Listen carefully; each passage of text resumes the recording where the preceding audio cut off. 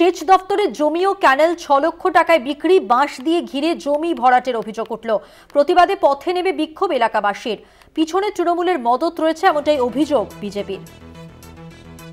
সেচ দপ্তরের জমি ও ক্যানেল 6 লক্ষ টাকায় বিক্রি, এই অভিযোগ উঠেছে এবং বাঁশ দিয়ে ঘিরে জমি ভরাটের অভিযোগ উঠেছে। প্রতিবাদে পথে নেমে বিক্ষোভ এলাকাবাসীর।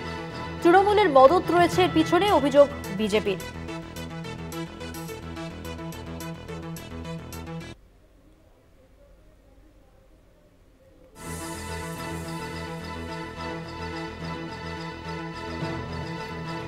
রুহুল আমিন রয়েছেন আমাদের সঙ্গে প্রতিনিধি টেলিফোন লাইনে। ঠিক কি হয়েছে, কি অভিযোগ জানতে চাইবো।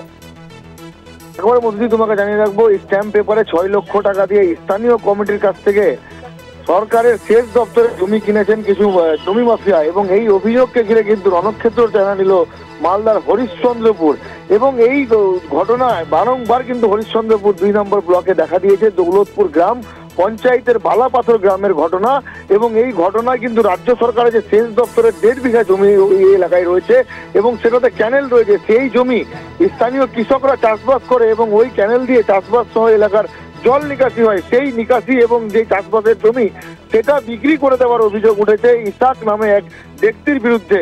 এবং এই নিয়ে কিন্তু গোটা এলাকা বাসিন্দারা কিন্তু বিক্ষোভ দেখান এবং ক্যানেল যদি বন্ধ হয়ে যায় তাহলে গ্রামের মানুষের জল নিকাশি কিন্তু বন্ধ হয়ে যাবে। এবং তারা বিএলআরওর কাছে কিন্তু দ্বারস্থ হয়েছে এবং সেচ দপ্তরের অধিকর্তাদের কাছে তারা দ্বারস্থ হয়েছেন এবং অবিলম্বে যাতে এটা যাতে যে টাকা দিয়ে যে জমি কেনা হয়েছে সেটা যাতে তদন্ত করা হোক সেটা দাবি জানাচ্ছেন স্থানীয় বাসিন্দারা।